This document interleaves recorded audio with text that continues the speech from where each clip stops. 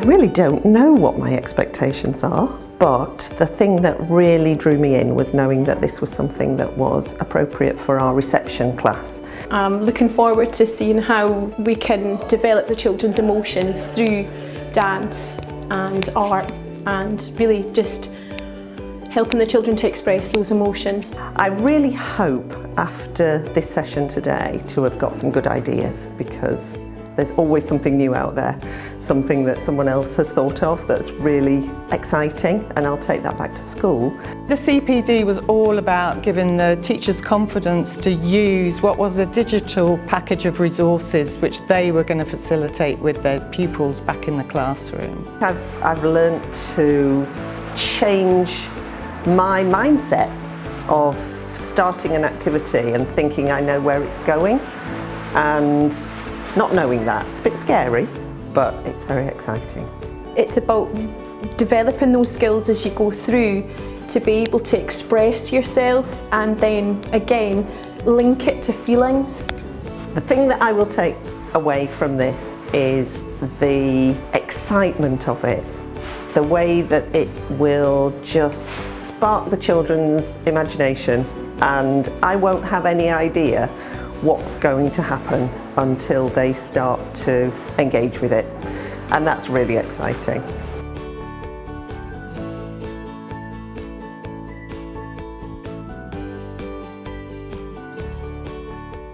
Stamp my feet, listening to the beat. So we have actually already done the beatboxing workshop video alongside the body percussion video, and the children have absolutely loved doing it. They want to show it off. Some of the children have been saying, oh, I've been doing it on the bus to my granny. They do love it. It's well thought out, it's well structured in the sense that we've kind of or the fact that it doesn't actually have to be that structured. I think the videos will definitely help the children to engage in the activities. But I think the key thing that I'll take away from this is just freedom and expression. There was a little girl and a little boy who actually copied the movement of the gentleman on the video and were just going around in circles on their back, so moving in the circles and getting the chalk around their head, and even just moving, standing up in the circle, just moving their bodies in different ways that they maybe perhaps wouldn't. Really different just to see how they react and how they behave in different situations. I think it'll be cross-curricular in everything. I think it'll give the children the opportunity to use obviously their expression and definitely emotional literacy within English. I think and across every subject, including geography, history, science. I think it'll give them the opportunity to do that right across the curriculum, yes. It's just such a different approach to any kind of working, really. It's so free and nothing can be wrong. Whatever they do is the right thing to do because it's about the way that they feel. For the children to be able to use dance, all of those different elements like the beatboxing, I just feel certainly with this class and knowing my children, I think it helps with that growth mindset that there isn't one specific thing to do. This is different in the fact to other lessons that we're teaching because there's no right or wrong.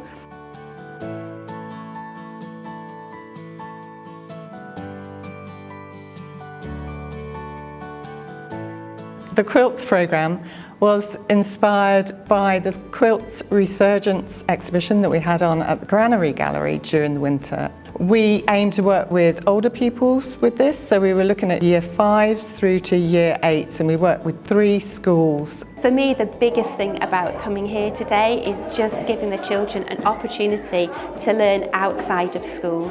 We've had a very strange 2 years where the children haven't had as many opportunities, so being here today for me is just wonderful for the children.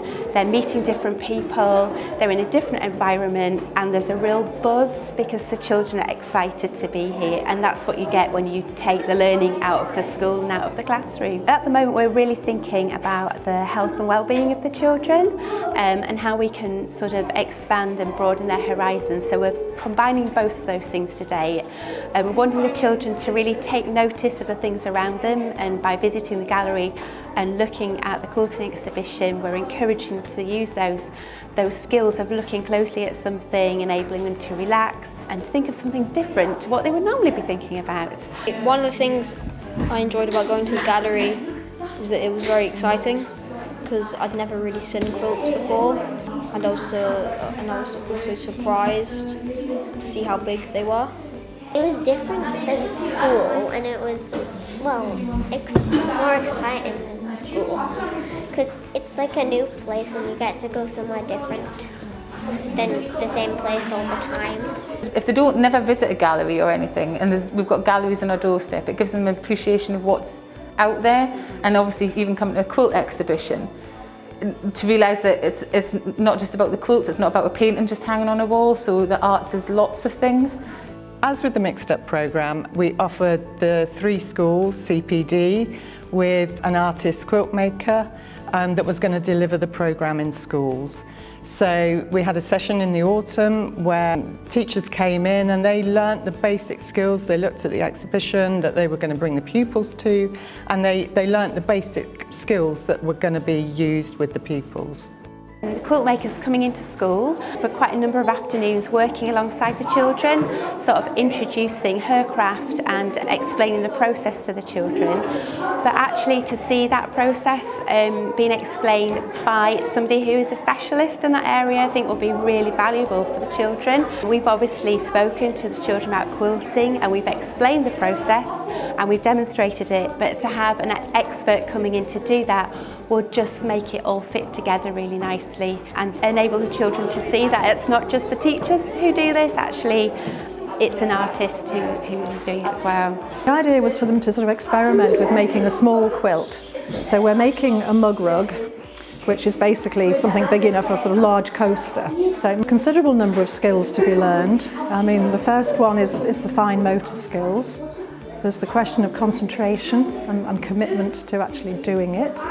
If you can take the patchwork and quilting further, there's a lot of skills in terms of design and also maths in calculating and arranging and spatial skills. There's a huge number of different benefits really from taking part in this whole process.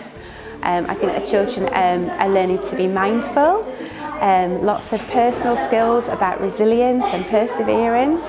As well as the creative side, obviously, that is obviously the most obvious one. But aside from learning new skills and being creative, they're learning a lot about themselves as well, and about how they need to persevere and keep going if things are a bit tricky. Some of them don't know how to use needle and thread, so it's again just building up their skills, their creative skills, to be able to pick up a needle and thread later on in life and think, oh, I can remember doing that at school. You know, that's what you're hoping that they'll get from it.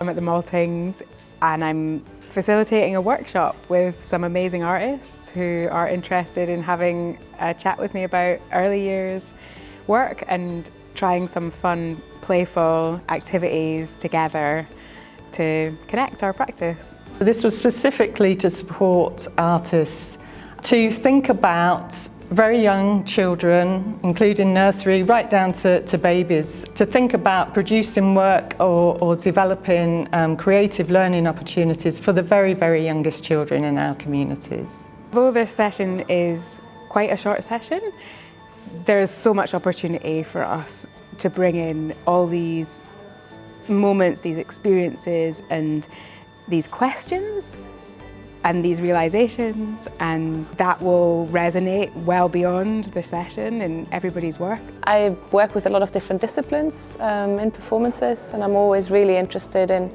sort of expanding my own creative process, my practice. So I was curious to formalize that a little bit more through this kind of training opportunity. The main thing for me is how to use really simple ideas to create a narrative suggestion that you can then move away from in a session or stay with it if the kids enjoy it. Because my creative practice is multidisciplinary anyway, I think that is something that I would really like to see more of, opportunities for artists from different disciplines to come together to then create workshops or performance opportunities with a variety of artists working together and different communities. I felt like I'd been given something without any expectation of returning anything, so it feels really wonderful to be able to come to something like this, feel nurtured and take that back with me to where I'm based. I was learning ways to use dance or drama in a way that felt kind of natural and that responded to the space that you were in. It felt very practical, that I'd easily be able to transfer it to workshops that I was doing. We absolutely love having artists in the school, working with the Maltings and Val, and it just brings in different experiences because of our location, because we are sort of in the middle of, well, we're not in the middle of nowhere, but we are. The nearest city is, what, 60 miles away, so having something like this to be able to do in school ourselves, it's excellent. It's a great opportunity for children, especially where we are. I think working alongside the Maltings gives us that extra strand. They have more experience in the arts and developing, making those connections with other agencies, which I think then, when we work together, it has a much bigger impact because they're the ones with the knowledge.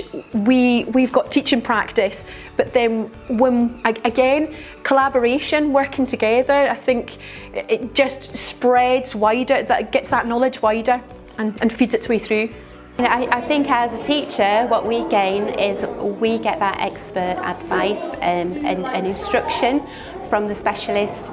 You know, we are masters of many things as a primary teacher, but we are not, you know, specialists. So having somebody who actually can explain the technique and guide us is wonderful.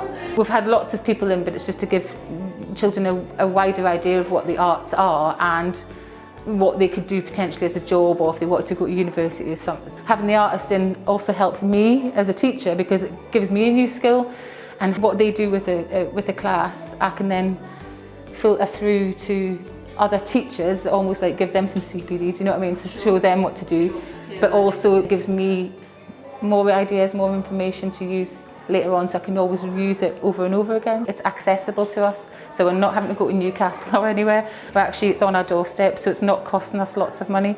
I'm listening to them now, they're talking about it, they're talking about what they're seeing, they're engaged in what they're doing, and you wouldn't get that from just showing it on a screen in the classroom, so they're getting to see it hands-on.